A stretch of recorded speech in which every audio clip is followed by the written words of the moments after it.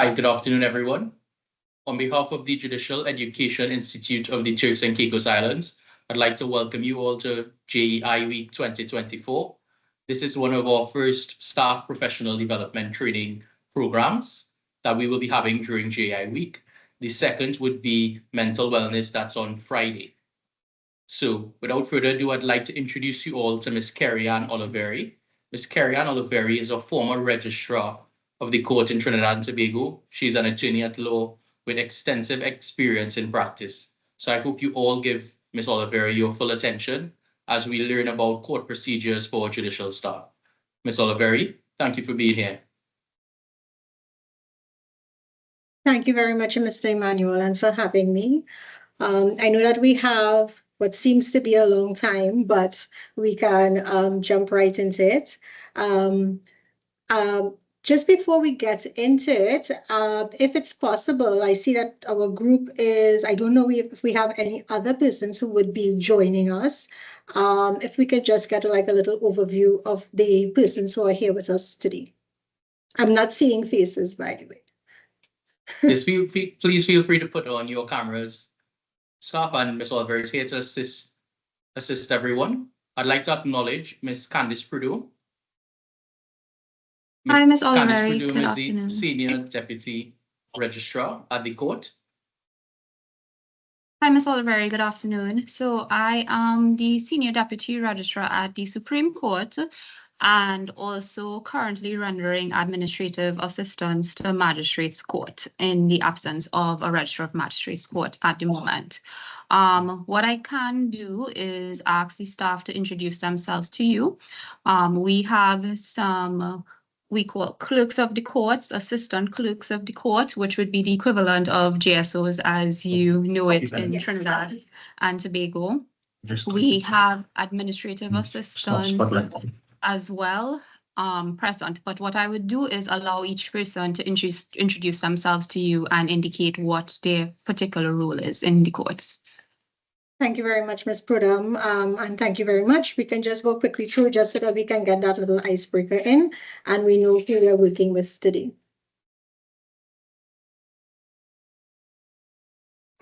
Hi, good afternoon. My name is Sandra Williams. I'm the clerk of court for the Magistrates Court in Grand Turk. Nice to meet you, Ms. Williams. Hi, good afternoon. My name is Sharon Stirrup. I am the Supreme Court Clerk in Grand Turk. Nice to meet you. Thank you.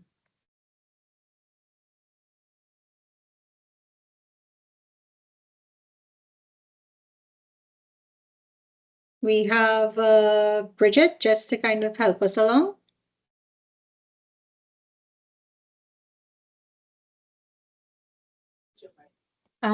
Miss Bridget Simmons is having some issues with her computer. She's here, right. She's online, but she can hear you, but her camera is giving a problem. Okay, no problem. And then we have a Miss C. Swan.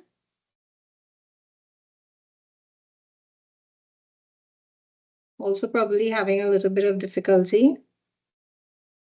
Oliverie, just to assist you, Ms. Bridget is the bailiff at the Supreme Court for Supreme Court and Magistrates Court in Grand Turk. Celine, are you able to turn on your microphone? Excuse me, Ms. Swan mentioned that she's online, she's listening in, but she do not have a camera. That's okay. I don't need you to necessarily put on. I just wanted to get an idea of who it is we have here today so that we know the persons that are in the session, so that when we're interacting, if we're interacting, you know, I have an idea of what it is, you know, what part of it is, what part you play in the court ultimately. I realize renders administrative assistance to both Supreme Court and Magistrates Court Registry in Grand Turk. I could probably just run through some of we have also Miss Takesia Stubbs. She is an assistant clerk to one of the magistrates in Providenciales. Who else do I have? We have Miss Ramada. Ms. Kavita Ramadar is our court reporter for Coroner's Court, but she also assists in performing some clerk of the court duties at the moment. I'm trying to see the list of participants. Ms. Kashona Williams is a Supreme Court clerk. She renders assistance to Supreme Court Providenciales. Ms. Marcia Glinton is an administrative officer at the Supreme Court in Grand Turk. Ms. Shamaya Forbes is a clerk to one of our judges in Providenciales. Ms. Tiana Johnson is also an assistant clerk, and she performs both registry functions and sometimes will sit in with a magistrate in court in Providenciales. I think I covered everyone. Yeah. Well, thank you very much. I just really wanted to get an idea and understanding of the persons who are here today to understand, the applicability of what it is we'll be talking about. So I'm going to just share my screen. As you all would have heard from Mr. Emmanuel, I was the former registrar of the Supreme Court at Trinidad and Tobago. I had been a registrar at the Supreme Court for almost 10 years before I left and I went into private practice. So this is something that is pretty familiar to me. I also would have worked with Ms. Prudham as well when it is she was there at the registry. So I'm just going to share my screen. Can you see my screen? Yes, madam. Yes, we can. All right. So today we'll be speaking about I know there is also, before I jump into this, I know that there is also a segment that is dedicated for questions, but you are free to let me know if it is you have any questions while I'm going through the slides. So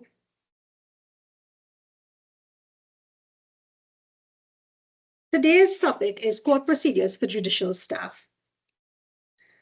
Now, what we are going to be looking at essentially we'll be discussing court procedures, and these will include understanding court procedures, why court procedures are required, developing how you can develop some court procedures. We're also going to look at the discussion surrounding record management, ethics and confidentiality, and then we'll finally close off with a little bit of information about teamwork and how this all impacts. So court procedures. What exactly are procedures? And I think it's a very important thing to understand what procedures are for us to be even able to get into this topic. So a procedure, what is it? Procedures refer to a comprehensive set of instructions that prescribe a certain way of performing a process or part of a process in relation to time. So procedures, as we know it, sometimes when we are in court or even in any organization, one of the things that we tend to do is that we use words very interchangeably. But policies, for example, are very different to procedures. Policies don't provide that step-by-step process for completing a task, while your procedure is going to offer you that detailed instruction for completing your specific task. So simply put, your procedure really refers to a well-defined method of completing a task which embraces a series of steps. It is also undertaken while performing a course of action. Generally speaking, this refers to probably a repetitive task, but in a very uniform and consistent manner. But what is the purpose of courts? Because at the end of the day, it's not just a procedure in any type of organization. It's a procedure within a court system. So what is the purpose of courts? Courts are here for the purpose, and these are just a very few basic reasonings or purposes that we put forward here. Ensuring the rule of law, protecting the rights of persons, administering justice. They provide access to all persons who seek intervention of the court and support timely and fair disposition of all cases. And I chose to pick these out for the reason that when we look at the purpose of the court, that access, timely, fair disposition, that helps inform us and the way that we treat with matters going forward and the procedure that is going to guide the way that we do things. So when we put both of them together, we need to understand the importance of those procedures in court. So what do procedures in court help us do? They enhance access to justice. They provide sound management of the court's resources. They further the court's objective. They provide quality and consistency and stability in the system. So having policies, procedures, and other types of documentations makes a huge difference in the way that we do a lot of things. What it does is that it drives the best practice and underpin the quality and consistency that is required or that we want to find in that court system. Having them also means, most importantly, if you think about it at a particular level, that your team knows exactly what is expected of them, and this results in confidence and job satisfaction from your team. So procedures drive your best practices and they underpin quality and consistency. Now, what you do here is that they pin down as well and clarify what is important in your organization.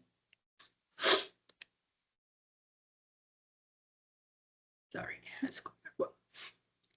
But why also? Why? What else is important when we look at procedures? Procedures also, from a staff level, helps specify the base for evaluating the performance of workers or employees. It really helps you from an executive level also to have control over the performance of employees.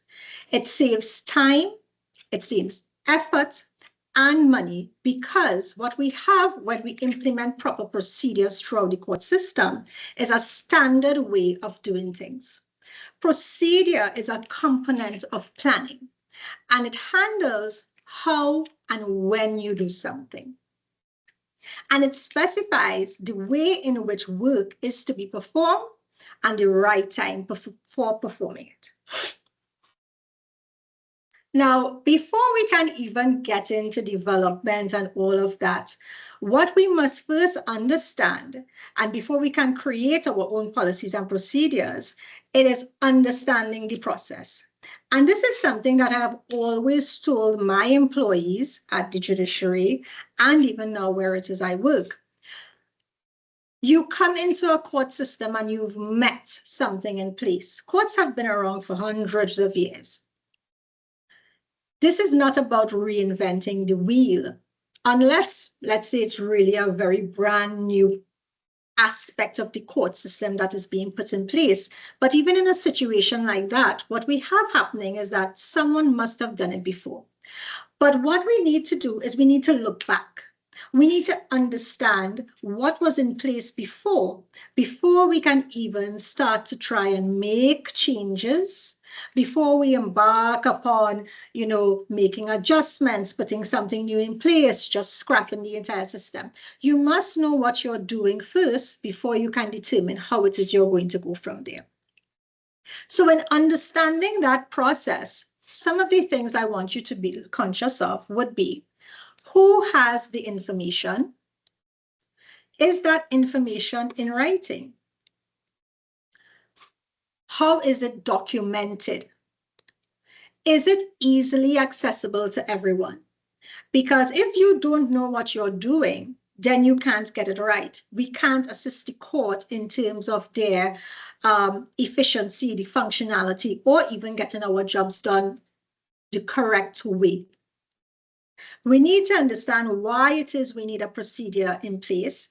Mind you, every single thing that we do, there is a procedure. Everything that we do, you walk from point A to B. How is that done? You put one foot in front of the other. Why do we need it? What are we trying to accomplish? What is required of us? and when is it required of us. So these are some of the things that help us to understand. When we understand what is in place, we can then contribute in a valuable way, critique if necessary, and help make meaningful changes. So that information allows you not only to do your job better, but helps you to serve the people of Turks and Caicos in a better way. It also helps you in terms of determining how you can simplify a process or even a procedure, right? And ensuring that persons all have access to it so that we're all following the same steps when we do something. Now, in looking at a procedure, we do have to understand that procedures have certain characteristics for us to be able to build and make proper procedures that will help us execute what it is we're intending to do ultimately. So what are we looking at here? What are the characteristics of a procedure? Essentially, a procedure is a guide to action.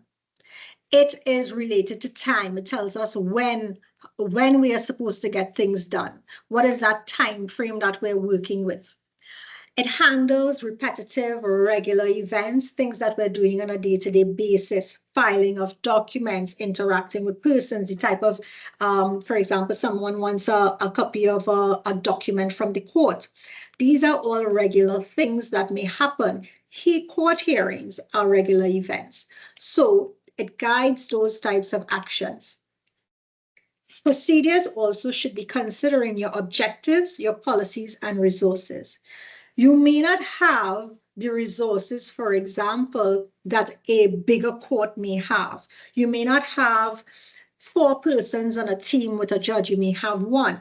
Are these persons doing multiple job functions? We would have heard Ms. Prudhomme indicate that there was someone who was acting, who is currently a clerk, and they are acting in a different capacity. So when you are considering your policy and procedure, you need to consider the resources that you have to be able to effectively put something in place that does not result in a situation where it is your resources are stretched so thinly that you are unable ultimately to have the type of efficiency that you want at the end of the day. It also, as I said, controls and coordinates your activities. So when we look at activities, right, you want that type of certainty in everything that you do. But even when we have a procedure in place, we need to also understand that there are limitations when we put procedures in place, because ultimately we cannot always account for everything every single time. Procedures have limitations. It provides you with a standard, generalized way, prescribed form of doing a task, the way you're supposed to perform this task. But there may not so much be room for, let's say, innovation or improvement in performing that. But what that also allows you to do is it allows for better communication.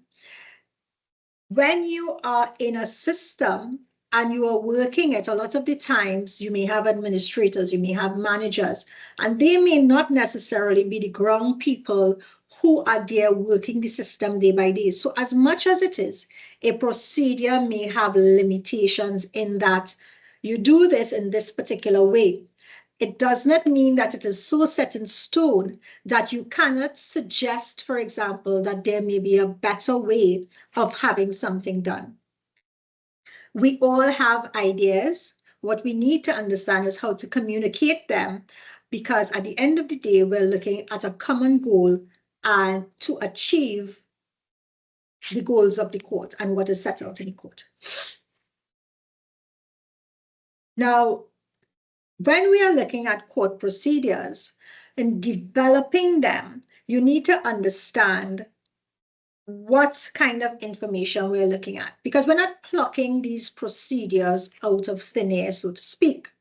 What we are doing here is we are developing procedures for the proper operation of the courts, but there's something that we must follow, because courts operate pursuant to certain rules.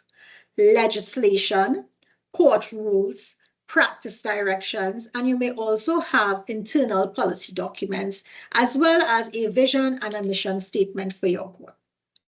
So before we even start, we need to understand, are there any rules, legislation, directions that are guiding this particular registry or the actions that we are doing? Certain things, for example, there are, for example, built-in timelines, built-in ways to do certain things. And your procedure now gets down into the nitty-gritty of that to allow you to be able to flesh that out and have a proper guide to what is required. So those are the things that I would like to suggest when you start to develop your procedures that you definitely have a look at. Reading and understanding your legislation. Again, I'm just going to go over it again. Your legislation, your court rules, your practice directions. You may have internal policy documents and your vision and mission, and they will help you because they are going to be the base of what it is you are pulling from to be able to get into your policies, essentially. Sorry, your procedures. Now, we can go further with that. And in the court, everything that you do, as I said, there is a procedure involved. When we're looking at the court procedures from a general perspective, what we're looking at is the court, the people on the outside, and we're looking at you as your staff. You as the staff. How procedures can be developed, or what procedures and where you may need procedures now, you can break that down further into two parts. Internal stakeholders and external stakeholders. Who are our internal stakeholders? Do I have any takers? Anyone? No?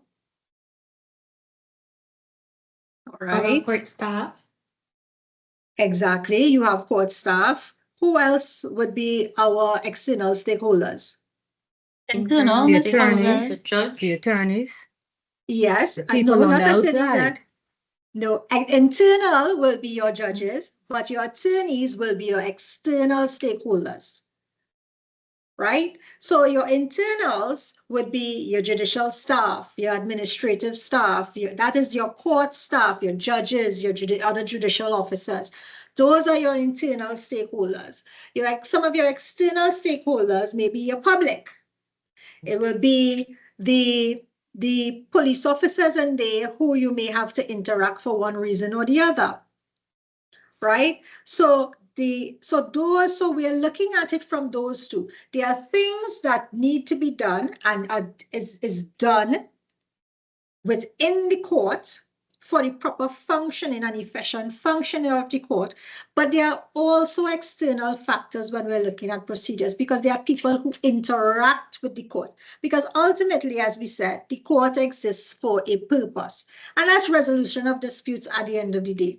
And disputes occur all the time between persons in society. So the courts not only have to operate within itself, but there needs to be a certain level of accessibility to persons so that they can achieve, we can achieve the goals of what the court is here for in the first place. Now, what we need to remember too is that when it is COVID-19 happened, a lot of things changed in courts. Courts operated primarily in a manual setting. When COVID-19 happened, there was a big transition to electronic practices and procedures. That caused for many courts a very big disconnect, as well as a lot of exclusion from our external stakeholders. It also required us to put into place new systems, new procedures in place to have that accessibility brought back into the court. So a lot of what we are doing now in court has been a lot of hybrid work, right? And a lot of reimagining in the way that we go about doing things to make things more efficient, because we do not just have a manual setting that we're working with anymore. What we have is a hybrid a lot of the times. So we can look at various aspects of the court, but one of the things I want us to focus on here would be before, during, after court. Those tend to be our main parts that tend to pop up, and then we have a lot of ancillary things happening, surrounding the before, the during, and the after court. So when we're looking at the before in a court, in terms of court procedures, we have preparing for hearing. What does that mean to you all in terms of procedure-wise? What is required, if anyone can tell me, what is required for preparation from, let's say, staff members? What are you required to do? I can pick. I just want one person. Make sure that all the judges' files are prepared for court. Good. Yeah, preparation. I say, Chief, preparation for the judges. Exactly. Now, I'll give you a comparison, right? So in Trinidad, in a judge's team, for example, we have different persons responsible for different things. So for example, you may have a judicial secretary who may be that person responsible for treating with like the correspondence that's coming in. They've separated teams. So let's say that person will be dealing with all emails, sending out information, etc. Then you will have your GSO who, as you said, would be responsible for things like making sure all of your files are there. And there are certain things that you require to do as a GSO before. What does that entail? You get files. Are these manual files? Are they electronic files? Both. Right? Both.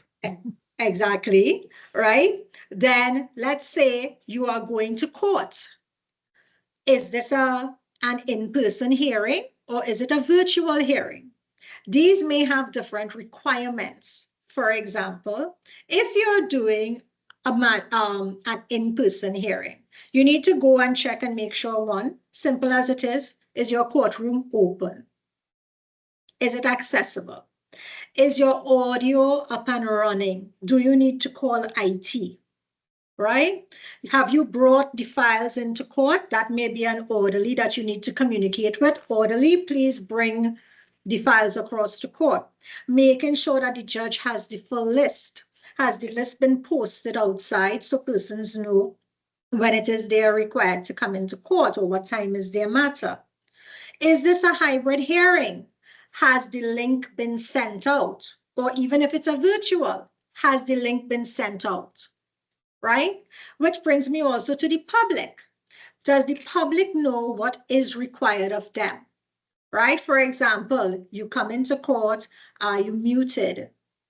Are you in a space that is, set apart from other persons? Right? You're not in a hustle and bustle. You're not driving when you're doing this, right?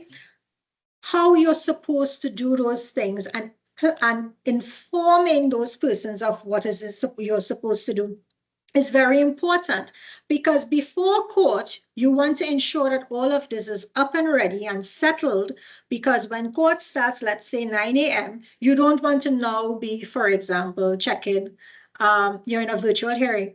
Are you hearing me? Excuse me, ma'am, sir, you need to sit down. You can't be doing that. So what are you required to do? Understand the steps that are involved with it. And a lot of the times now, because we have virtual involved, a lot of the times we may be also in a hybrid situation. So you may have both that in-person element as well as an electronic element to it. And as I said, what is the public required to do or know before they get into court? Then we can look at during court. during court, tell me something that you need to know for during court.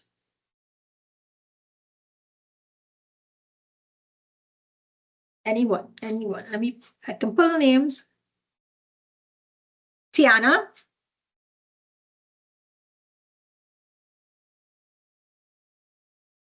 Tiana not assisting us there. I do want to say that I intend for this to be a little bit on the interactive side, and it's not intended to shame anyone or for anyone to feel like, you know, oh, I don't know. There aren't any wrong answers. We're here to learn together, right? So I just want to know where your thoughts at in terms of this. So tell me something that you're required to do during court, procedurally. Make sure that the attorneys are in place and court system are working properly. The parties are online or in court. So like I said before, the judge should have already been equipped with all his files. Yes. So that's a good starting place. And thank you very much for helping with that. So what we have is that now during court, with some of those things, yes, someone wanted to say something. Dwayna? Dwayna, are you with us or was that just an error? Possibly? Okay. All right. So I would like to add that during court procedurally you'd have to open the court. Like this court is not open by the order of the Chief Justice, I believe it's at the Supreme Court.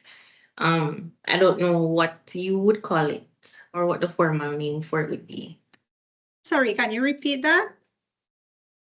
To open the court, to say that the court is now sitting, but I don't know what the formal term for it is. I just know it as opening the court formally. As in opening from the context I was speaking of, or opening in the context of like the court term opening? The court term opening.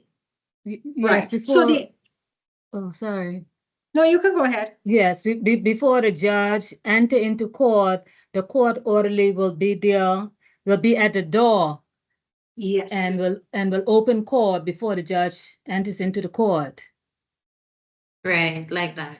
Something like that, yeah. It's basically the court officer will announce the arrival of the judge before the proceedings officially start. So when they say opening, is opening of each court day. Yes. So just to clarify, and thank you for that, because we do use terms sometimes for very different reasons. So when we talk in the opening of the court term, that is very different, which is, let's say, the launch of the court term, where it is, there will be maybe a formal procession, where it is the Chief Justice may give a formal speech, let you know what happened over the course of the year, give you statistics, etc. That's the formal opening of the court year, let's say, which is what we are talking about here in a very smaller, on a smaller scale, would be on a daily basis. You have to go into court for the purpose of having a hearing. Right. And one of the things that we used to have, at least at the time when it is we were in we had in-person hearings, the courts may have been locked, as in the doors to the actual courtroom would have been locked. Now you have a virtual courtroom where it is, you may have, let's say the GSO is the person who is manning, who is being admitted into that virtual courtroom. So that's what I'm talking about here, right? Just knowing simple little things like that, and Ms. Prudham would have helped us, which is that there's a person who is designated to ensure that happens, and we're not scrambling, because at the end of the day, we want an efficient running of this court. We don't want to waste our customers' time, and we don't want to waste judicial officers' time or even your time. So these are little things that we do beforehand to ensure that when court starts at 9, we're not saying, oh my gosh, these people cannot even get into the courtroom, right? We know that everything is in order, everything is in place. The files are there, the system is set up, the audio recording is working properly, there aren't any technical difficulties, but if it is we're having a virtual hearing, and we know that, you know, persons are there, there's someone who is there and available to let persons know they are able to access the inside of the court. So during court, and we were talking about that, some of the things that we also need to think about is who addresses the judges. Not everyone knows and understands that, right? So for example, persons may not be familiar with, not everyone is familiar with court protocols. How do you address a judge, right? Sometimes you will hear people saying, Your Majesty. I don't know if it is Your Honor or Her Honor in Turks. In Trinidad, we say Milady or My Lord, which is different to how you would address a magistrate, which is Your Worship. So understanding those things, right? Who addresses? Is there a particular place for persons to sit? Sometimes we have courts that are divided into different ways. So for example, you have a place for your jury to sit, you have where it is your witnesses are going to stand. Even at the bar table, you have King's Counsel, senior counsel may sit ahead of other attorneys at law. Can any and everyone be in the courtroom? Are there persons who are not permitted? Depending on the nature of the hearing, for example, your witnesses cannot be in court. They may be in court after they give evidence, but not before. So is there a particular place? Who is directing them? What are they required to do? If it's a trial or a type of hearing where you're required to swear in applicants, do you have that procedure at hand, both electronically and in person, right? Has that changed? Do you have your oath books, right? Your Bible, your whatever the case may be, are you all still doing that? Has that system changed? And what can persons have in their possession? Not everyone, because sometimes somebody might say, let's say, and we'll go back to the example of a witness. A witness cannot, for example, be walking in there with all of their witness statement and all of that. You can't have certain things in your possession, right? Before it is you go into court. There's a procedure in place for how we do things there. Another thing that we look at when we do look at during court might be your dress code. For example, different hearings may have different dress for judges and other judicial officers. What type of hearing is it? Is there a dress code for persons attending court? Or is it simply a situation that you need to be respectful in your dress, your conduct, your demeanor, right? Because at the end of the day, this is not a situation where, well, you're wearing a short pants or you're wearing a this, but every court is differently, right? So you can't, because the court is supposed to be accessible to all. But still, we operate within particular parameters. Also think about when it is we're dealing with virtual court, persons being dressed properly. And we know since virtual court has started, there has been a number of memes circulating across, you know, people in bed, people in short pants, they get up and, you know, during a hearing, they have somebody come over, they, you know, that also is part and parcel of the things that you want to try to do, partly before, but understanding that it impacts your during. Then we have after court. After court, handling certain types of documents. Your hearing is finished, right? If it was an in-person hearing, what is required? It could be a criminal matter, for example, right? Do you have evidence Does it have to be stored? Do you have electronic evidence? How was that uploaded and presented to the court, right? How is that stored? And what are you required to do as a staff following a hearing, right? Because that's very important, because when the matter ends or the judge rises, you are not finished. There are still things to be done, right? And we will get into that when we go into our next set of slides here. 1 second. So even after court, one of the things that we need to look at, right, would be ancillary things as well that tend to come from that, right? So we've discussed essentially looking at how it is we, those procedures, some of the areas where we need to sort of hammer down and get down into developing a system that will allow us to be very efficient when it is we are going through the operations of the court.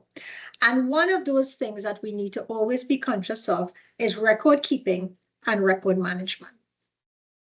Now, record keeping and record management. Can anyone tell me what record keeping and record management means to them? Maintaining accurate records of the proceedings. Yeah. But do we have anyone else as well? I'm loving my assistance here. Is it from you, Sasha? No, this is Mr. Stirrup from Supreme Court Grantor. Oh, hi, Mrs. I'm not seeing your name, so I wasn't certain. Oh, okay. Sorry. My yes. name is on the Supreme Court Clerk. Supreme Court Clerk. I am thanking you very, very much for that assistance. Does anyone else can give us an idea of when we say record keeping, record management, what it is we're talking about? Or what you think? Ensuring that you update the court's diary with adjourned dates and trial dates, etc. Yes, that is another aspect of it. Yes, Kavita? And I have Takesha. Yeah, it's essentially the way in which the court keeps track of the matters and the contents of the proceedings, as well as it would encompass the directions that were given by the magistrate or judge, and whether the court has any obligations or the parties in the proceedings have obligations to the court, such as documents to file, when the next date of hearing would be, if the matter was adjourned, how it was adjourned, in terms of if it was concluded, if it was sine die, if there's a judgment that needs to be given on the next occasion. So all those things, keeping track of the contents of the proceedings, essentially. Yes, and thank you very much for that, because all of those things are steps in the record keeping / record management process, right? And they are things that also form part of the procedures of what we're required to do in this stage of treating with, our court documents. So record management, what it really does is that record management covers all activities related to the handling of court documents, case files, evidence, and judicial decisions. It ensures that documents are easily accessible, efficiently organized, and securely managed. It involves the systemic control of records throughout their life cycle, that is from creation or receipt to maintenance and ultimate disposal. Why is it important? It allows for the integrity, accuracy, and security of records, which directly impact the administration of justice. And record management also requires a thoughtful approach, which is tailored to the unique demands of a legal system. Now, most times when persons speak about record management and record keeping, it can be used interchangeably, although generally speaking, in the world of record management, they are actually different things. However, record management essentially refers to that field of management that is responsible for establishing, implementing policies, systems, procedures that capture, create, access, distribute, use, store, secure, retrieve, dispose of the court's records. So do you have systems in place for those types of records? So when we're looking at record management, you look at it from a very holistic point of view, which is the life cycle of the record. So as I was saying, it looks at creation, distribution, storage, disposition, archiving, right? It also takes into consideration the security of the file. So that management aspect is more of a overarching thing. And that is when we look at having maybe like a whole records keeping section, and you know what are the procedures when you deal with a file, exactly how you do it. And then that can be broken down into a more base level on your day-to-day, right? Which is, how do you treat with records, generally speaking? Now, one of the benefits of record management is that you tend to have an improved efficiency and accessibility. What does that mean? Particularly when it is you have a digitized system, it reduces reliance on physical files and makes it easier and faster to access court documents.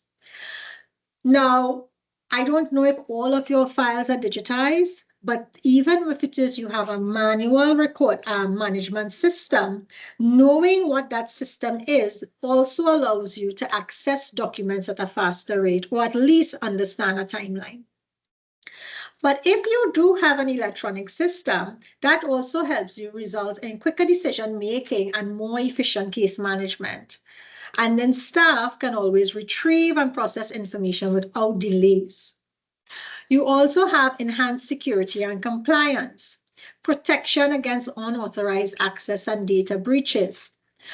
With electronic record management also, you have better decision making by judges. And why do we say that?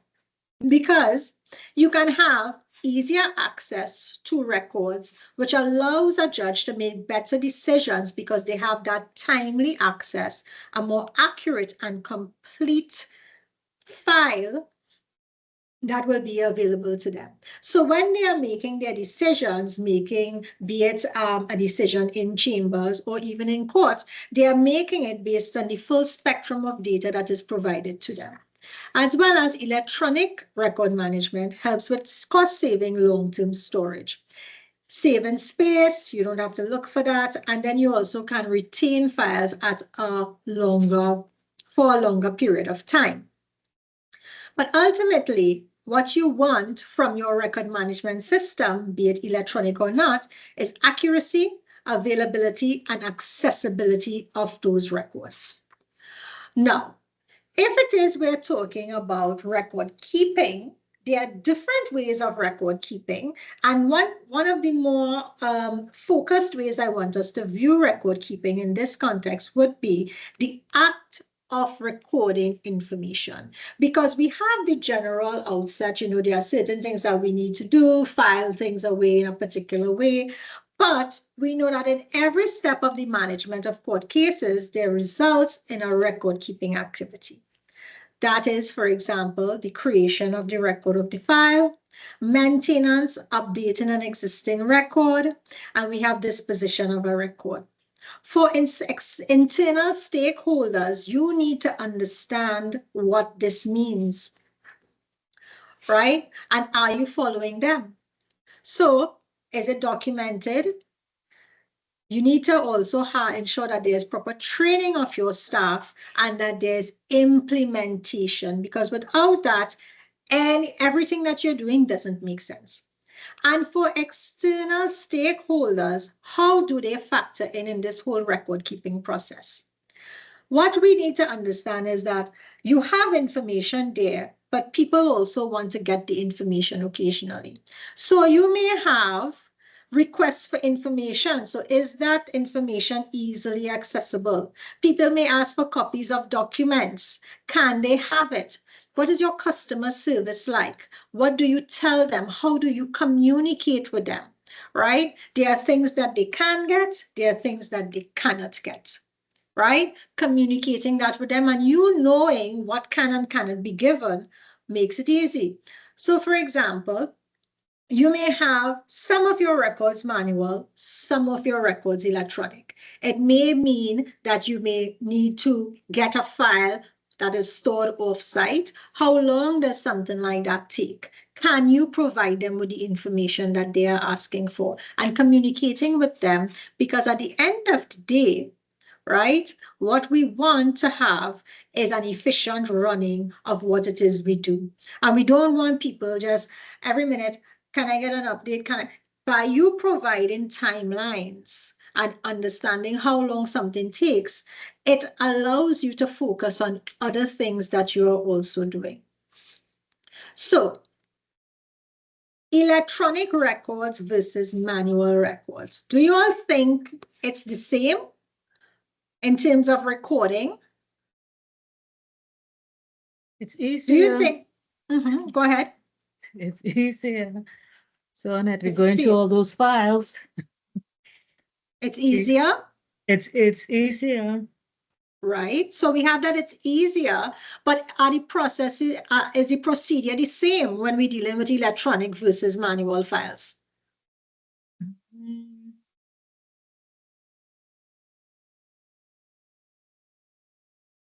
If everything is on the system. It's the same?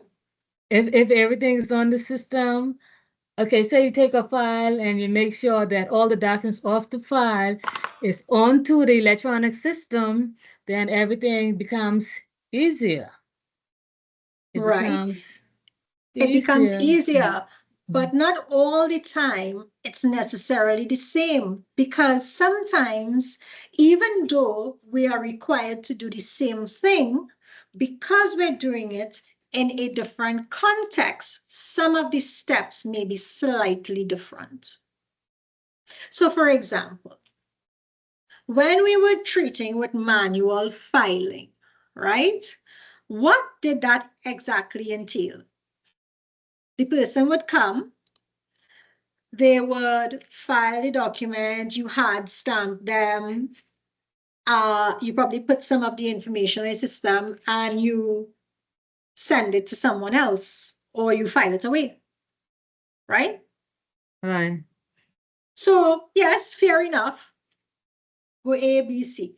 In an electronic system now, the filing is different, right?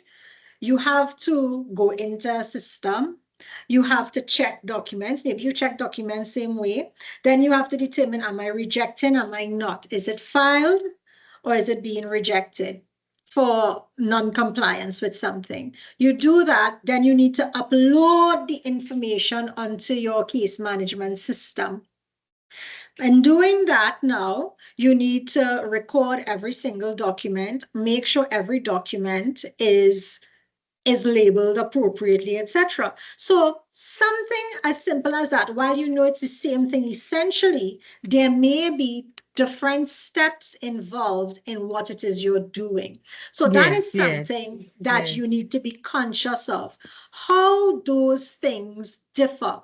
Because yes, I know what is required of me, but it's different. So let's take a look at it. And I have this set out here in like a very generalized type of way for you to kind of get an idea of what we're talking about. So step one, and we're talking electronic filing here, and we'll sort of interchange it with manual filing. You will have a creation of a case, right?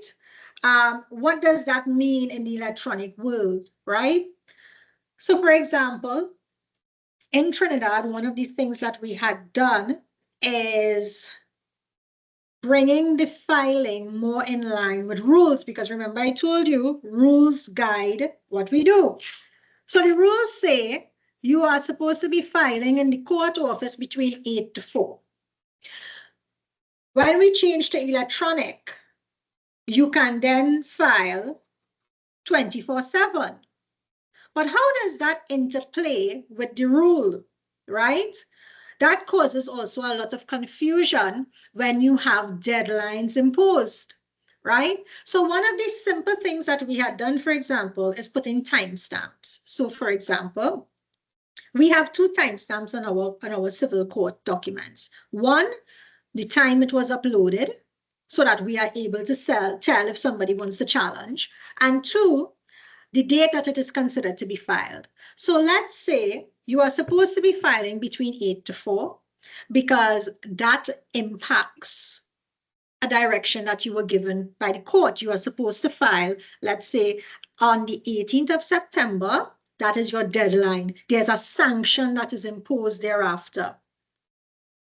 Now, if you file at 5 o'clock, have you complied? The rule says filing is within a specific time. So unless the rule has changed to accommodate what is now happening in the electronic world, then we need to abide by the rule as well.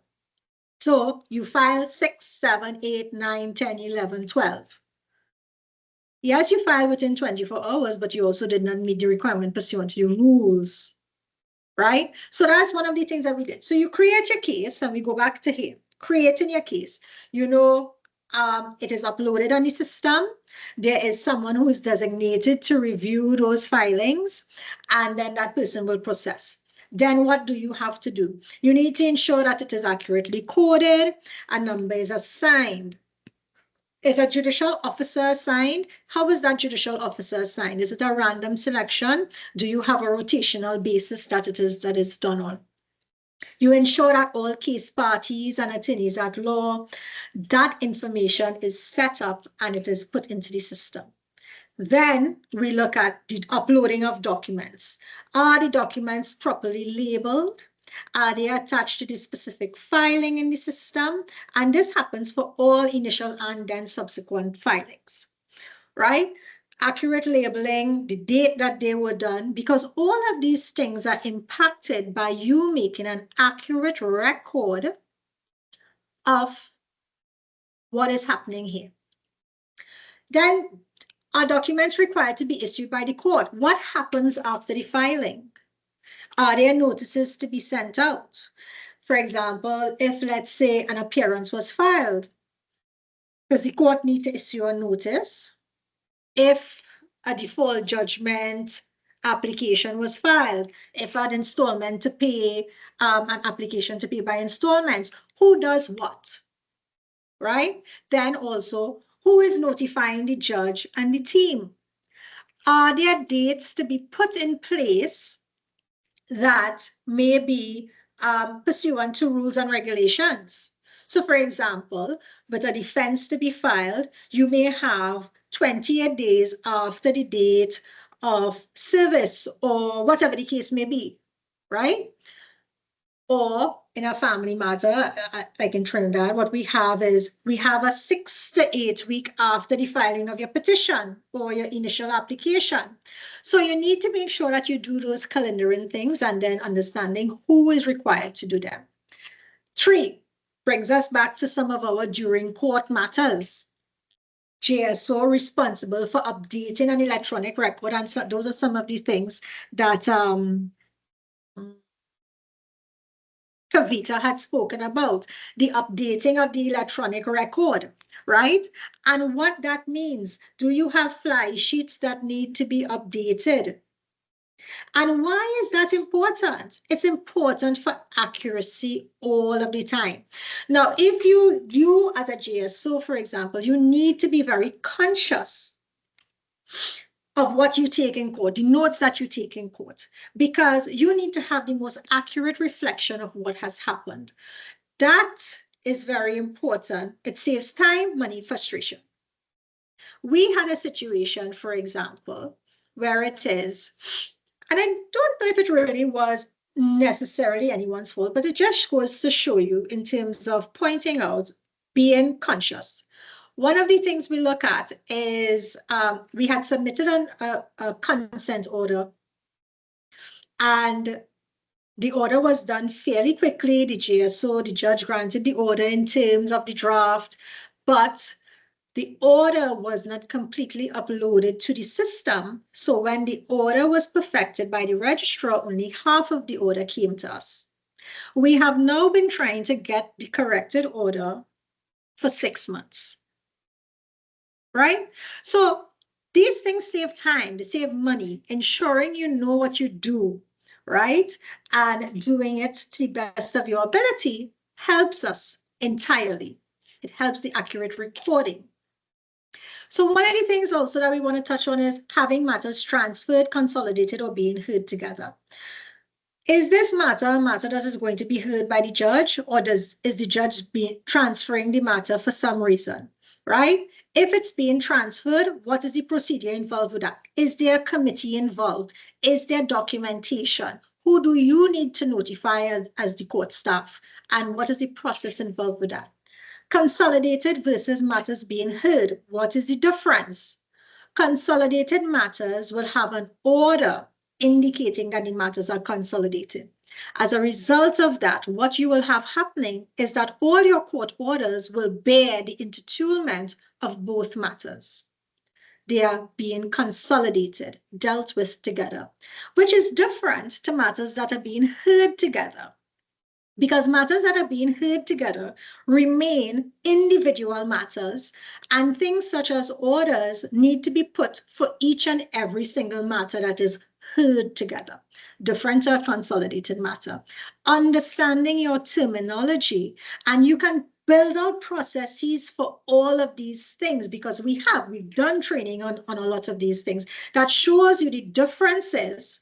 And even when you are writing your court orders, for example, how those things are to be done, what is to go first, second, third, exactly how you write that out. So there are procedures in all of that, understanding that.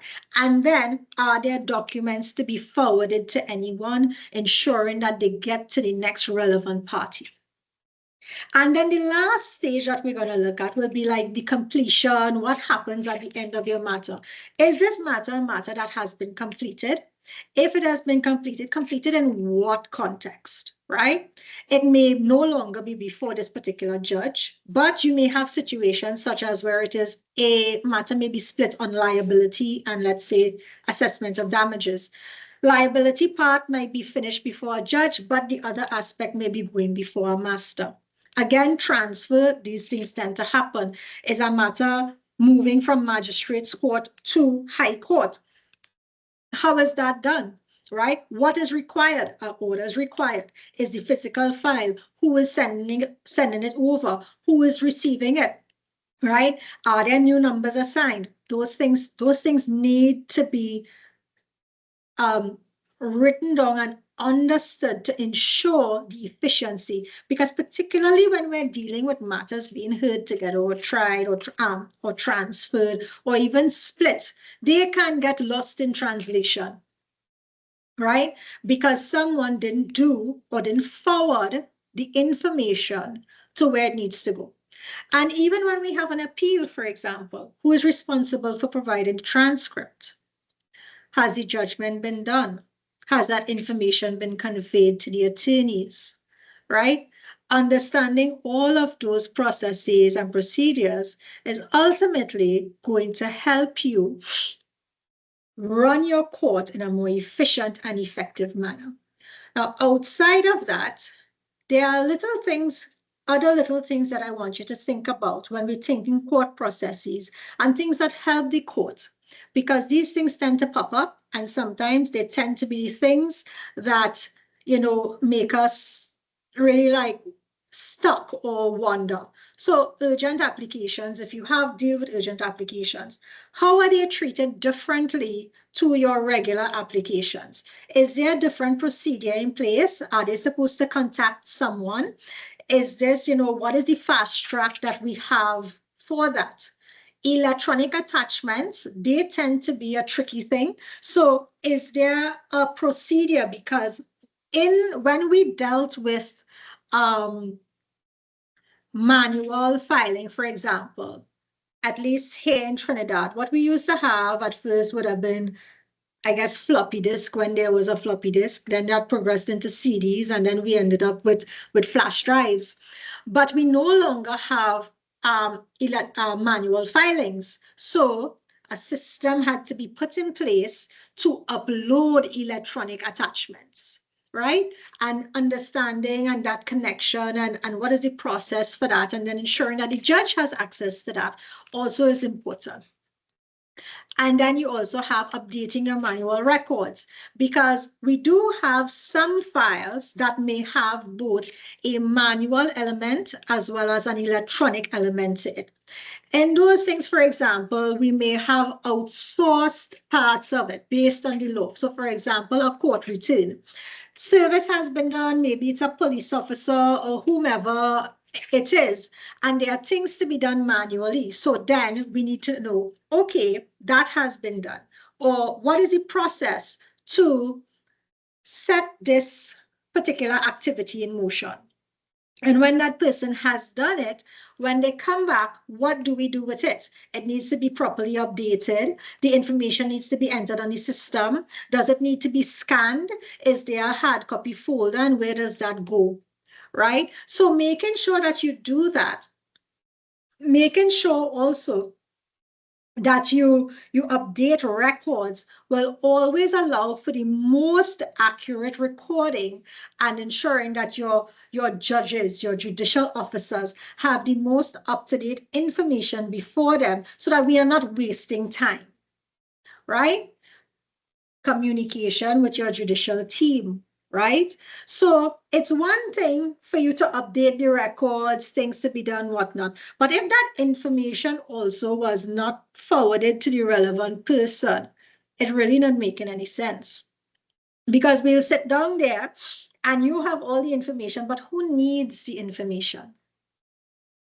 Right? Who needs the information? How are you getting that information to that person?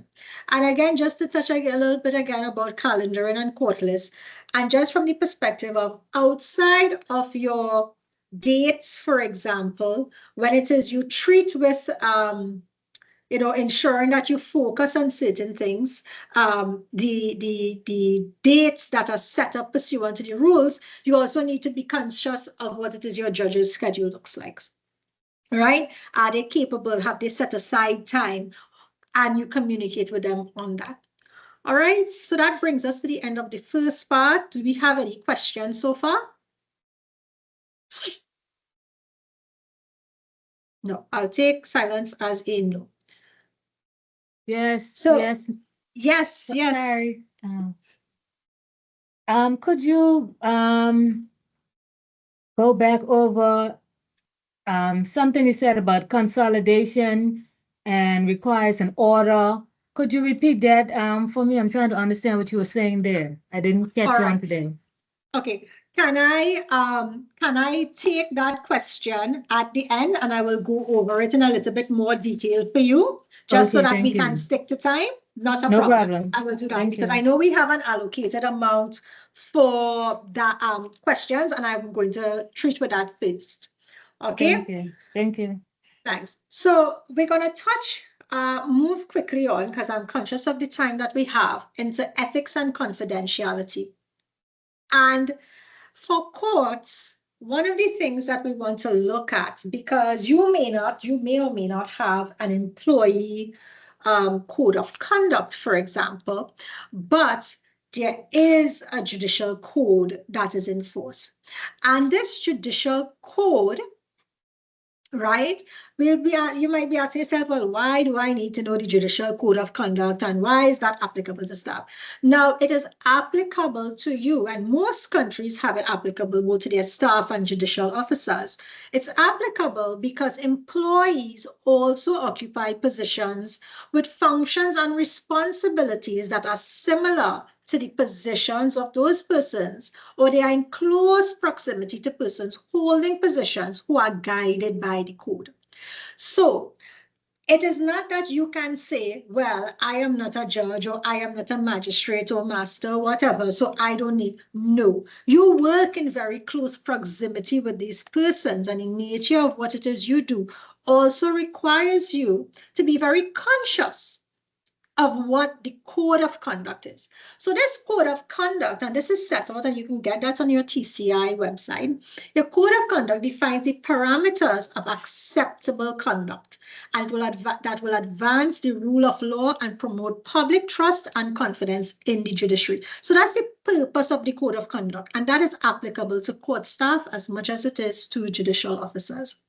And in that code of conduct, they reference section 87.3a of the constitutional order, which gives the Chief Justice the power to exercise disciplinary control, and the Judicial Service Commission the authority to draw up the code of conduct. We also have section 88 of the Constitution, which speaks about all public servants must act in accordance with the best interests of the Turks and Caicos Islands and not their own private interests, right? So I've pulled out a few of these principles. First, to just go over, just for you to be conscious in terms from an ethical and confidential standpoint. So, judicial employees are to maintain dignity and integrity of the judiciary at all times. The principle here is integrity. And you would note that the purpose of this is that integrity is vital to the proper discharge of the judicial office. A judge should participate in establishing, maintaining, and enforcing high standards of conduct and should observe those standards and reevaluate so that integrity and independence of the judiciary may be preserved. Now, one of the facets of that under Principle 4.3, we have here a specific reference to court staff, where judges must adhere to values, statements of principle in the code of conduct, and encourage and support their observed by all judges and court staff. Right? So your conduct must essentially be above reproach. It is informed, it is fair-minded, and it is always to reaffirm the trust and confidence in the integrity of the judiciary. So if you're having this kind of day, that won't work because it does not help build that trust and confidence. Or if you're having this kind of day, right? So maybe you might want someone else to man the front line if it is we are having this kind of day. All right? Confidence. Public must have confidence in their independence and impartiality. Independence in the judiciary is indispensable to justice. Judicial officers are required to maintain, enforce, and exemplify high standards of conduct and personally observe those standards. Integrity, independence has to be preserved. Impartiality. Impartiality is necessary and important to discharge judicial duties and applies to the decision as well as the decision-making process. We talk about Lady Justice. Why is Lady Justice blindfolded?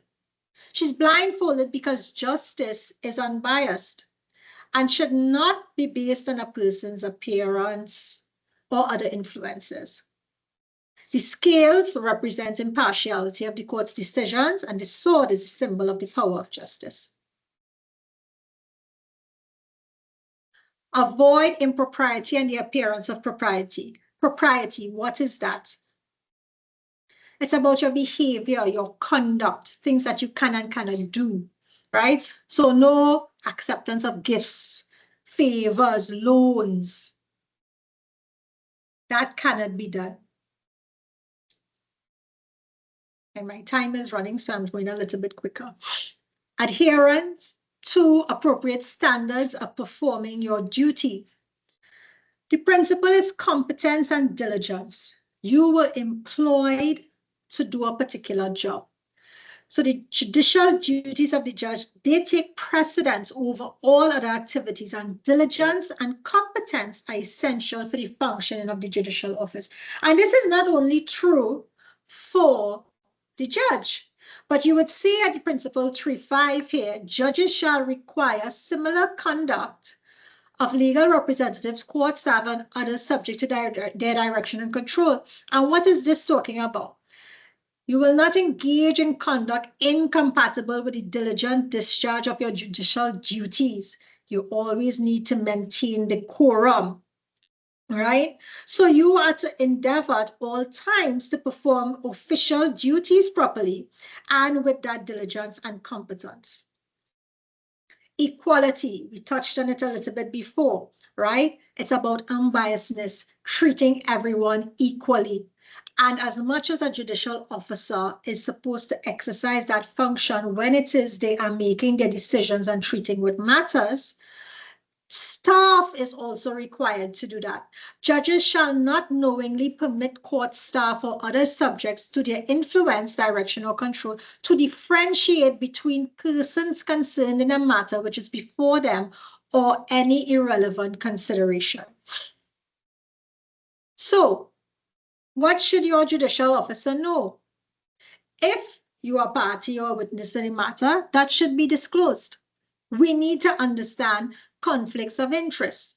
So what are conflicts of interest though? Situations where you become unreliable because of a clash of a personal or self-serving interest and your professional duties. Is your family member or party of a witness in matters? Is your spouse or domestic partner a party? Do you have a substantial economic interest or any interest at all? Are you related to a Tinini matter?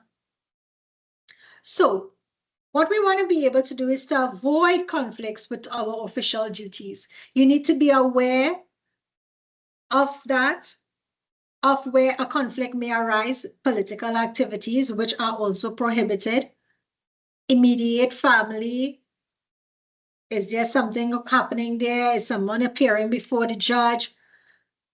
Prohibited activities, accepting gifts, nepotism, tips, compensation, employment. Do you have a second job? How does that conflict with what it is you are doing, right? Also sharing confidential information. So confidentiality, communications with judicial officers are confidential. Your workplace materials are also to be kept within the confines of the court. What does that mean? It means that in an age where we are doing a lot of things electronically, you need to be even more conscious. You cannot be snapping pictures inside, posting them online. All of a sudden you're seeing case files, names. You need to exercise a certain level of decorum when it is you're dealing with persons' matters. And as much as matters may be within or considered filings are considered public documents, you need to be conscious of what can and cannot be shared. Also, ex parte communications, public access and confidentiality. And what I'm talking about is what it is can be shared with the public and when and how. So you may have, for example, sealed files may not be able to be shared. Redacted information, family court information, they may be restricted only to the parties, right? Ex parte communications, is this permitted and in what circumstances, right? We should not be talking and communicating with outside persons about what is happening, right? So I will go into the last set of slides, and then we will take questions after, I believe. So understanding and what you can and cannot share sort of takes us nicely into this aspect of what it is we'll be talking about, which is the team. Because yes, we're not supposed to be sharing certain levels of communication, but we also do have to work as a team. And what does that mean? Together, everyone achieves more. We have different meanings for teamwork and, you know, all of that, but it's about not just you as an individual, but you as a member of the team. So you will see here that I have a picture of a set of dominoes. And I usually use this to explain to staff, and I think it's a very fitting analogy of how things work and how it works in a workplace, which is that it's a domino effect. Everything that you do has an impact on the other person. And if this has a breakdown somewhere, something it's going to have that ripple effect lower down. So you need to be conscious of what you are doing, no matter how big, no matter how small, because the man who is, for example, filing the documents does have an impact on the judge's ability to be able to even review those documents. Was it filed on time? Was it uploaded? Was it correctly, coded? All of those things. No task is too small, and everything that we do in the court impacts one another. So what is a team? A group of individuals coming together to achieve a common goal or purpose. And that's what we need to remember. We're here for a common goal, a common purpose. We spoke earlier about what is the purpose of the court? What is the court trying to achieve, right?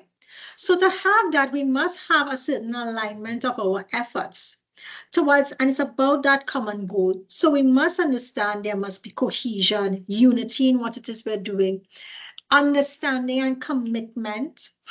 We may not always have the same skills, but understanding each other's strengths and weaknesses helps us to determine as well how we can utilize persons in the best way, right? And how those skills can complement one another. You must have good communication in a team. If you don't have good communication, a lot of things are going to fall down. You must also be able to be adaptable. We cannot sit here and think, okay, we're inflexible, we can't change and whatnot. We have to be, a team is a living, growing thing. And because we as people change a lot, our circumstances, our environment, a lot of things impact what we do. And ultimately, as a team, we need to be able to have trust. So when we're looking at dynamics of a team, we're looking at how we would want to feel as part of a team. Psychologically, we need to be able to feel safe. Members need to be able to take risks, be vulnerable. They need to be able to depend on each other, right? And we must, as a team, have structure and clarity, understanding who does what, having plans, and being able to implement and achieve those goals. We also need to have meaning, right? For what it is we do, understanding and having appreciation for that. And that impact that we make, because this is a service industry that we are in. As much as we may think it is not, it is. We serve the public, right? Now, there are also barriers to a team, as you may rightfully understand, right? What are those obstacles? What creates those barriers and challenges for the team, right? One of those things are essentially ineffective leadership. So that's something as leaders we need to be able to understand as well. Does our team feel unmotivated or disconnected? Does the team have a clear idea of what our goals are? Is there confusion? Are we able to communicate clearly? Is there a lack of clarity? Do we understand the expectations and responsibilities of each person within this team? Is there a lack of trust? Do I feel comfortable going to my superior or even my colleague and letting them know I do not understand something or I need help, right? Your team size, I see we have a very nice small team here, right? But it's about how you interact as well, right? Persons need to feel safe in ensuring that, I can make a contribution as well. Understanding conflict resolution. Workflow management or mismanagement in this case, right? Lack of your defined goals, we talk about that, and even lack of incentives. And these are things that can create barriers to you as a team. Now, we understand that, we understand the dynamics of a team, but what we want to do ultimately is to create a situation where we can continue to build as a team to get the best out. So team building means shaping your people in a very productive way into a productive force. It means encouraging them to work cohesively, getting them to share things, feelings, successes, failures. That's open communication. It's an ongoing process, and it helps a team evolve as a cohesive unit. And you will not believe that the more in sync that a team is, the better efficiency that you have. And what you also will have is that people are going to recognize it. People are going to say, I want to work with that team, right? But it's about what you do and the work that you put into it. It allows trust, support, respect, and members of their teams can share expectations for accomplishing tasks.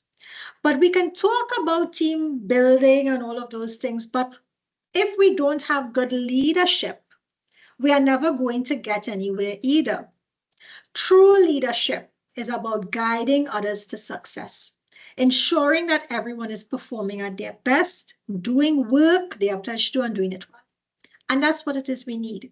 We need good leadership. So these are some of the things that you want to look at. This is what leadership entails.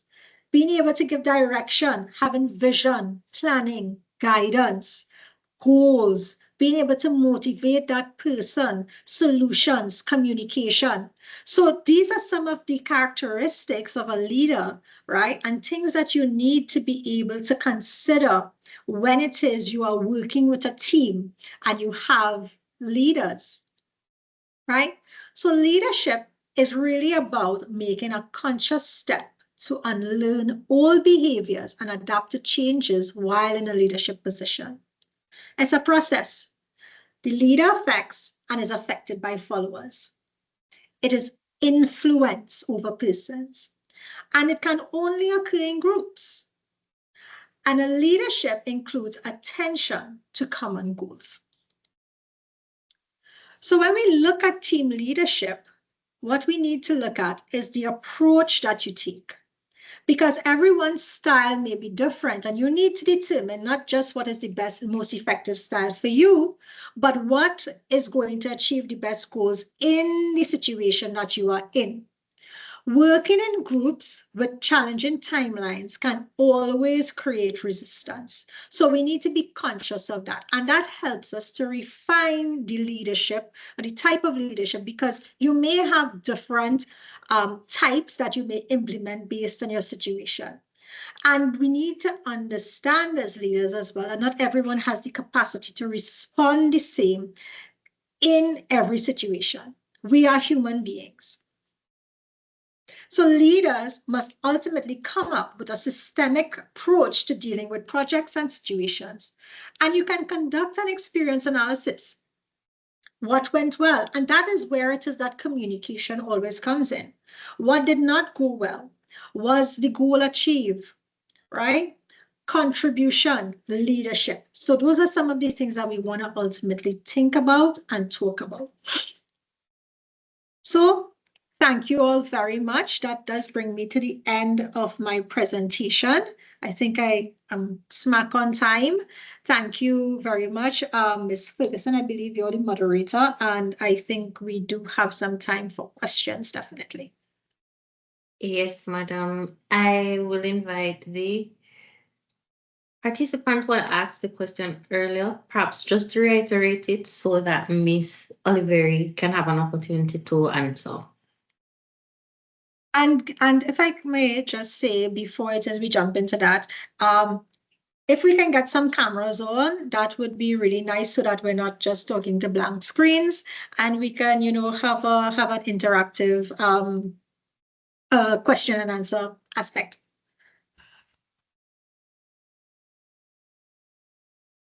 So if I'm not mistaken, I believe the question was about consolidation. And you can clarify for me if necessary, you wanted some further information concerning consolidating matters versus matters being heard together, correct? Yes, ma'am. Yes, ma'am. Right. So that tends to be a little bit of something that tends to be a little tricky for some persons, right? Now, one of the things we need to understand is that there is a difference, right? We have consolidated matters, and then we have matters that are heard together. Now, your rules of the Supreme Court actually has particular orders that set out how you're supposed to deal with consolidated matters. And let me see, I have it here. Let me just control find order. Right. So it would be Order 4, Rule 9 that actually speaks about consolidation of matters, right?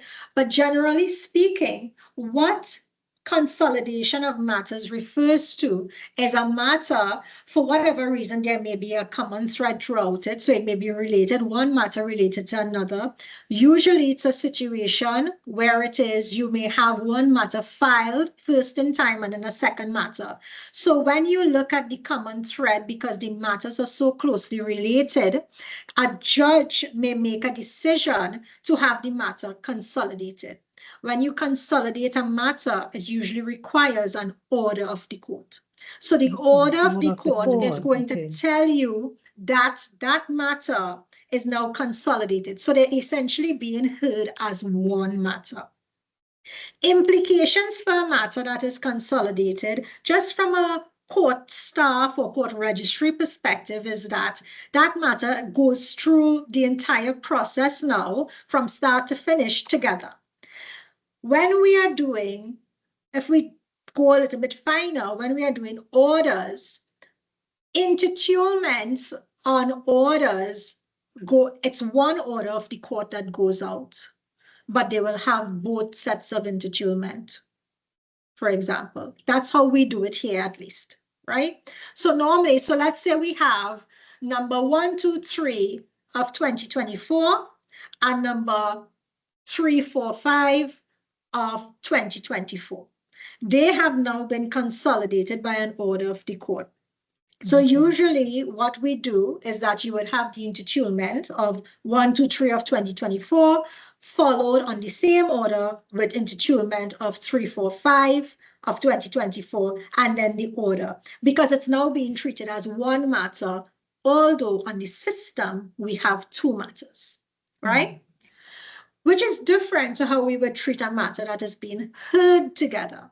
So they may be related, but they really might be like different parties or something like that, right? So it's not that they necessarily, for whatever reason, and again, you will look at the order, the judge will make that decision. The matters may be heard together, but they all remain individual matters. So here, you don't have an order necessarily saying they are to be heard together. It's a decision being made by a judge. And sometimes what tends to happen is that if you have a matter where there are other matters filed, I'll give you an example. I have a matter right now where I'm dealing with it. We have the matter first in time. We call that A, right? It was filed and whatnot. Then you had matter B, filed by a completely different claimant, but the parties they were claiming against and what they were talking about was very similar to A, file A. And then we had a C matter. So what then happens is that one judge first in time usually may get wind of it, or some of the other parties might say, Judge, we also before this judge and that judge, and then a decision may be taken to have the matters transferred to the first in time judge. All of that tends to happen on a judicial level. Once that happens though, and if it's not being consolidated pursuant to the rules of court, the matters may be heard together, but when we treat with them, although they may have the same directions and all of those things, when you're issuing orders, you'll be issuing an order, for example, one in each matter. So the intitulment for A on one order, that is A file.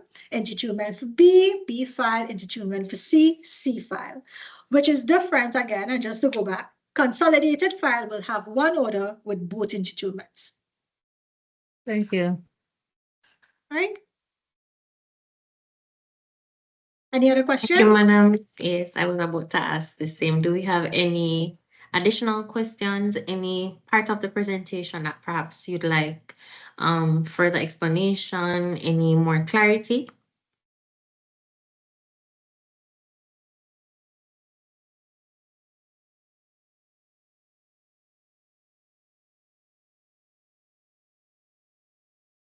Okay, it does not appear so. I don't know, Miss Oliverie, if there is anything you'd like to add to the presentation, or perhaps to speak in a more in-depth way about, seeing that we are quite ahead of schedule. Yes, well, because I sort of had to jump ahead a little bit because I thought I was running out of time. But notwithstanding, what I would say is that everything that we do, and I'm just going to repeat that, everything that we do has a procedure in it, right? It's just about us understanding that and building on it and trying to refine as we go along. It is very difficult to sit here because we can talk about all different types of procedures. We have done procedures, for example, in how do you write orders, ensuring that orders are written in a particular way. We have procedures on what we just spoke about, how to treat with consolidated matters, transferred matters, matters are heard together. Electronic filing. You can literally speak about so many things when you talk about a court procedure. So it's always going to be difficult, to touch on each and every aspect. But what I have hoped to impart upon you today is to at least give you some tools that will allow you to be able to understand when you are going forward, right? And dealing with the operations of your court, how you can look at it. And I want you to look at it in a very logical kind of way. And please don't ever take for granted the fact that there are persons with a lot of institutional knowledge, right? And everyone brings something different, right? You've been here for a while. There are things that you are capable of doing. So speak up, learn, understand, work together as a team. And a lot of the times you will realize that we all have good ideas, right? So court procedures is really about what you do every single day. And the thing is, there are lots of ways for you to make that more efficient. One of the things I would just want to say that I would want you to avoid is implementing so many steps it's not about not having checks and balances, but having so many checks and balances that it creates or it confuses the process. Where it is, for example, look at what you have and work with it. So you're working with an electronic system where it is, there are ways for you to transfer things from one party or one court person in the process to another. There's no need for you to build a whole outside system to get it done or to add in something, create irrelevant steps. What we're trying to do is build on efficiency without eliminating steps that may be important. I don't know if there is a particular process that you all would like or may have some difficulty with and would like to probably discuss. We can do that because we do have some time. So if there's something in particular that you probably want us to talk about and how we can look at improving that process, I have no problem going through that with you.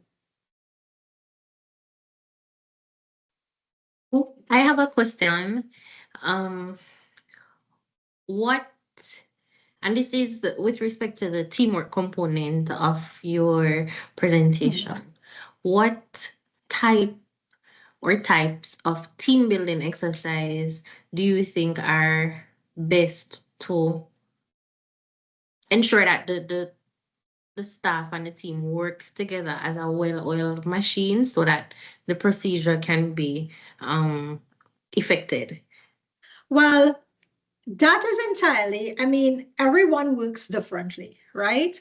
One of the things that always tends to, I guess you have retreats that are always good, right?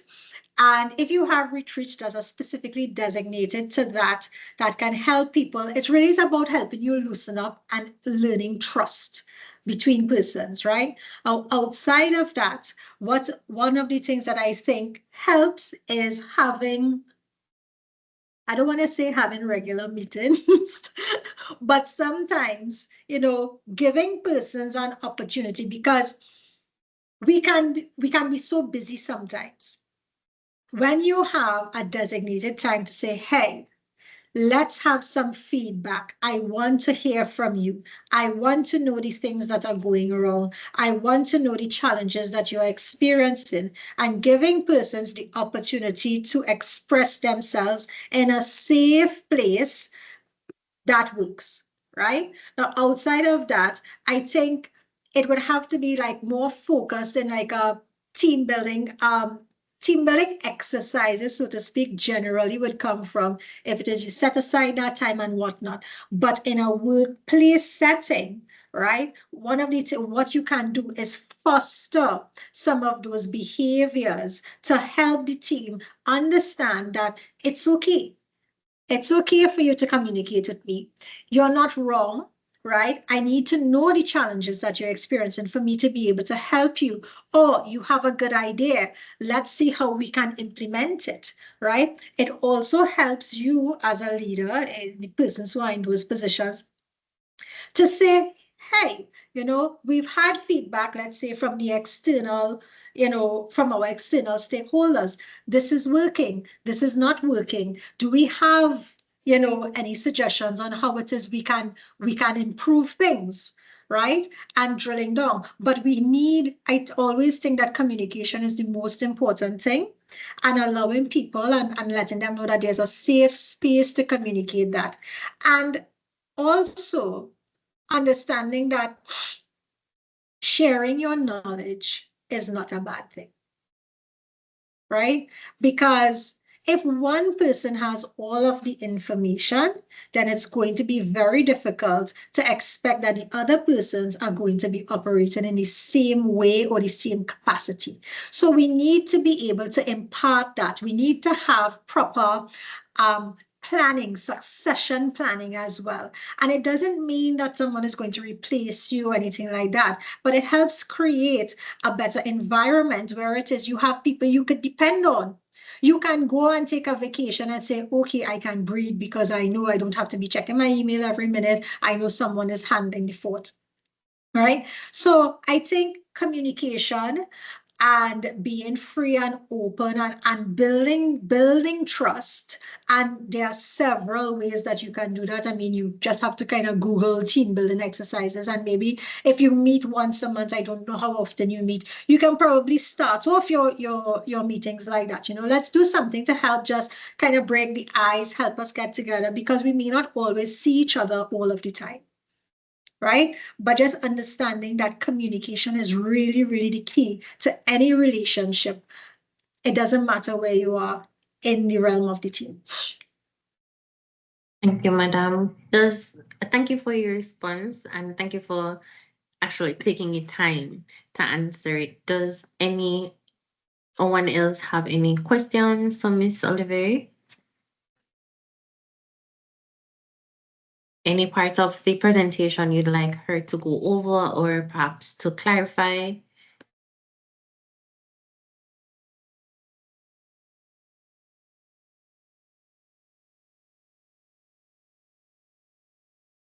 Excuse me. What do you think about a registry manual that will detail step by step how to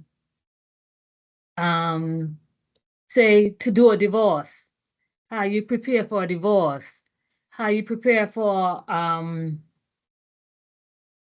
probate matter, step by step, because at one stage here in the Supreme Court years ago, we had a registry manual, and everything was in the manual. You could pick up the manual and you read it, and you're able to follow the instructions and be able to do a probate matter or a criminal matter or a civil matter.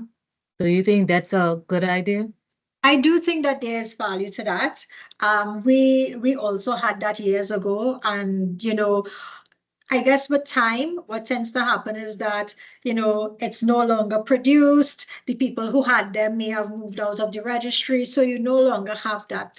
But that is, and what that boils down to essentially is the procedure that is in place, and that allows the employee. It also allows persons who are newly into the registry the opportunity to easily follow and get,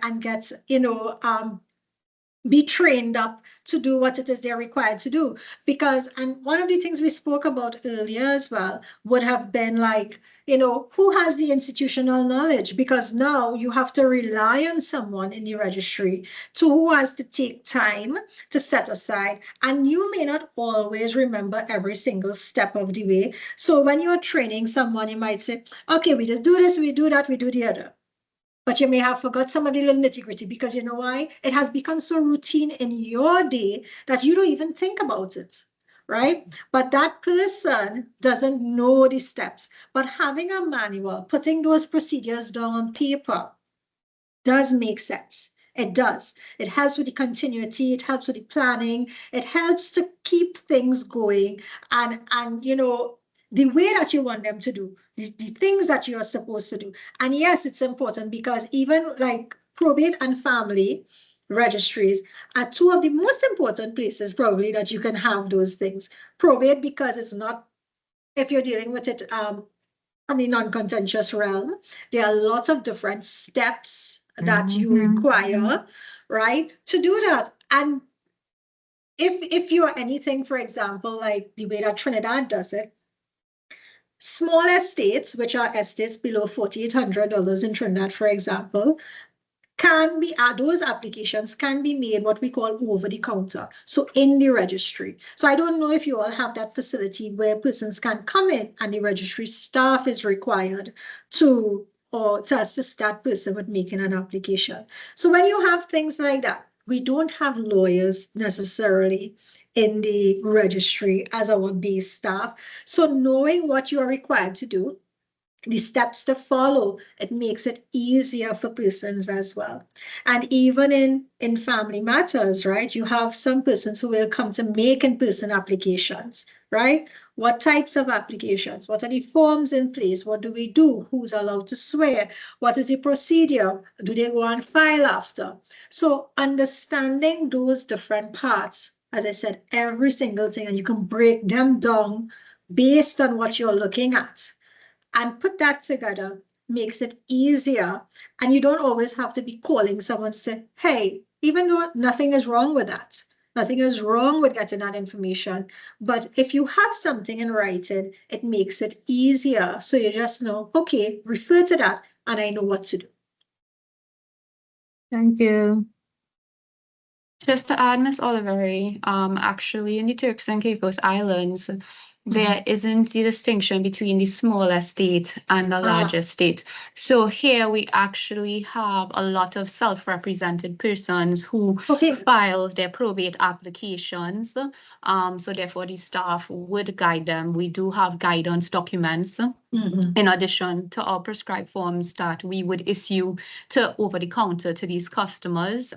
Similarly, in divorces, a lot of the divorces that are filed are by self-represented persons. So we also have ancillary guidance documents that basically lays out these steps and the different forms and which forms are applicable. So many self-represented persons, both in probate and in family matters and non-contentious probate matters. Yeah, and that's really good, and that's really important because as we spoke about earlier on as well, we do have to have things available and to be made easily accessible for those external stakeholders, because it's not just about what we do but also what they do and how they are able to do it and interact with us.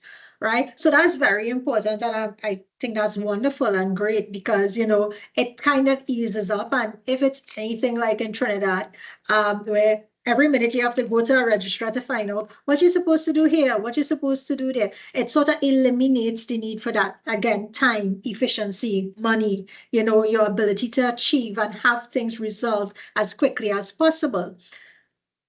And that's the point of what it is you do. So although it may take some time, to sit down, write it out, do it, figure it out. In the long run, there is a benefit to what it is you're doing because it's going to make your life easier because we know exactly what is required to be done in a situation once it arises.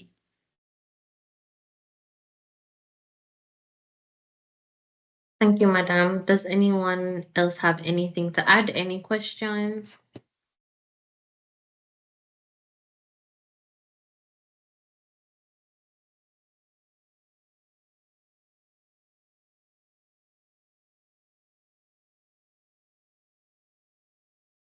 Not. So at this time, I will move the vote of thanks. And on behalf of the Judicial, the JEI, and the TCI, Ms. Oliverie, I would like to extend many, many thanks for your insightful, thorough, and informative presentation. You really helped us to understand what procedures are, and because you broke that down, it allowed for a greater appreciation of the overall presentation. And for that, I say thank you, Madam. I would also like to thank you for breaking down the presentation in such a logical way. It allowed us to follow easily, and so it was very effective it allowed for the presentation, my apologies, to be very effective. I thank you too for encouraging participation throughout the presentation, your welcoming, easygoing demeanor, and your delivery, and the personalized touch that you added by trying to capture the names of some of the attendees. That is, it helped in your delivery of the presentation, Madam. And personally, I would like to say I would love if you could assist us in any way. I don't know if you have any contact information. I know that you may be busy otherwise, but perhaps if anyone wants to ask any questions or just to say thank you from an individual perspective, if you could share that with us, if you are so minded. But generally, Madam, thank you. Thank you so much for joining us here. Thank you for lending us your expertise, and thank you for giving us your time. Well, thank you very much, Ms. Ferguson. That is not a problem. I always enjoy dealing with the court and court procedures. As I said, I did it so long, and it's still a very big part of me. And, it's something that I appreciate, and I understand some of the challenges that can occur. So thank you all for inviting me. It was a pleasure sharing with you all. I really hope that some of the things that we spoke about will help you moving forward in how it is you treat with your court procedures, as well as, just understanding generally what is required of you as court staff, and even assisting you with your team building. Sure, if anyone wants to reach out to me, I'm just thinking where's the best place to put it. Perhaps in the chat. Yes, that's what I was just thinking. So you are free to, if you want assistance or anything like that. I'm putting my email address at cpflaw.com, right? And you can send me an email. I am also available on WhatsApp at 313-202-6868. Right. So thank you all very much. I truly appreciate it, and I really hope that, it has been of some value to you, and, it will help you moving forward. Yes, Madam, it was of tremendous value. And to everyone, I would say this brings us to the end of this afternoon's presentation. We have a participant, one Miss Bridget, in the chat saying, thank you for a very informative session. And thank you all for attending. Thank you for remaining and being attentive. Thank you for your participation. And I hope to see you all tomorrow at the scheduled session. Good afternoon, everyone. Please enjoy the rest of your day. Thank you and have a good day. Thank you. Bye. Bye, everyone.